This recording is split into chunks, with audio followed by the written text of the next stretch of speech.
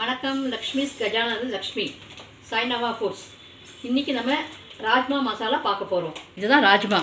இதை நம்ம என்ன பண்ணணும், முதல் நாளே 8 மணி நேரம் ஊற வச்சிடணும்.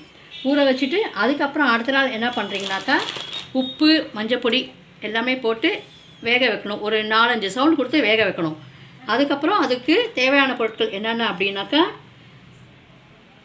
காஷ்மீரி மிளகாத்தூள், மஞ்சத்தூள், கரம் மசாலா, நெய், உப்பு, கஸ்தூரி மேத்தி, கரம் மசாலா, இது தனியா பொடி.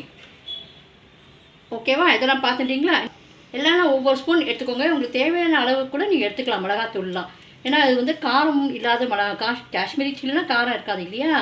அதனால் அது நீங்கள் ஏதாவது தேவைப்பட்டால் காரம் வேணுன்றவே சாதா மிளகாத்தூள் யூஸ் பண்ணிக்கோங்க. என்ன பண்ணுறீங்களா, இதெல்லாம் முடிச்சப்பறம் நம்ம வந்து இதுக்கு வெங்காயம், பச்சை மிளகா, பூண்டு, இஞ்சி, தக்காளி, கொத்தமல்லி, லாஸ்ட்டில் கொத்தமல்லி நம்ம போடணும்.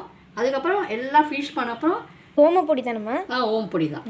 இது கடைசியாக நம்ம எல்லாம் முடிச்சும் மேலே தூங்கணும். அது ஒரு கார்னிஷ்காக இதெல்லாம் தூங்கணும். ஓகே. இப்போ நம்ம என்ன பண்ணோம்னா, வெங்காயம், பச்சை மிளகா, இஞ்சி, பூண்டு இது எல்லாத்தையும் நல்லா அரைச்சிக்கணும். விழுமுலாம் அரைச்சிக்கணும். அதுக்கப்புறம் தக்காளி நல்லா அரைச்சிக்கணும்.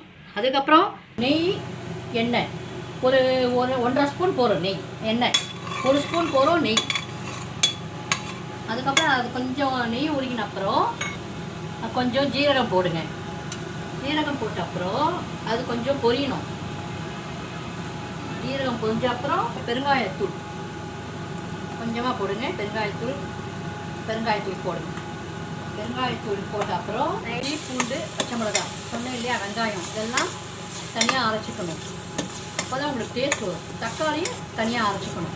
தனித்தனியாக அரைக்கணும். எல்லாம் ஒன்றா சேர்த்து அரைக்காதீங்க, தனித்தனியாக அரைக்கணும். முதல்ல இஞ்சி பூண்டு விழுதை போட்டு நல்லா வதக்குங்க. அப்புறம் இன்னும் தேவைப்பட்டால் கொஞ்சம் எண்ணெய் விடுங்க. கிட்டத்தட்ட ஒரு 2 ஸ்பூன் எண்ணெய் விட்டுக்கோங்க, நல்லாயிருக்கும். அதுக்கப்புறம் உப்பு, கொஞ்சோண்டு உப்பு.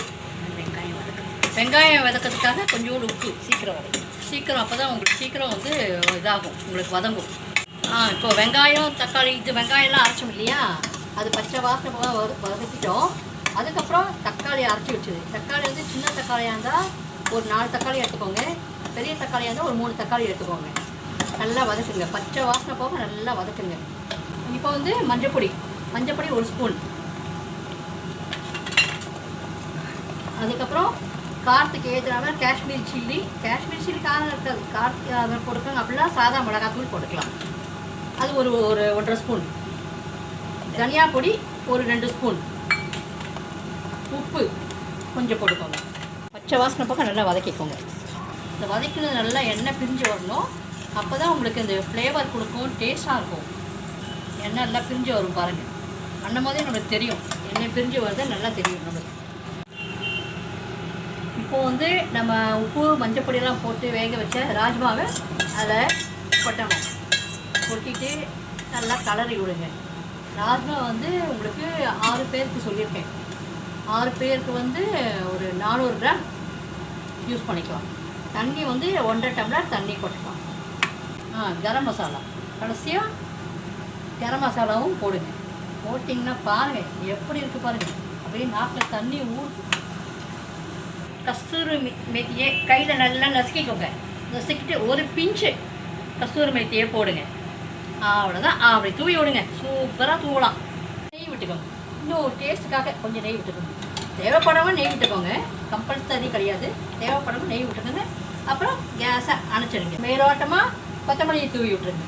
அது சாப்பிட்றதுக்கு முன்னாடி ஒரு கிண்ணத்தில் ராஜ்மா மசாலா வச்சுட்டு அதில் இந்த ஓமப்பொடி பார்த்தீங்களா, ஓமப்பொடியை அப்படி தூவி ராஜ்மா மசாலா அப்படி தூவி விட்டிங்க சாப்பிட்டிங்கன்னா அட்டகாசமாக இருக்கும்.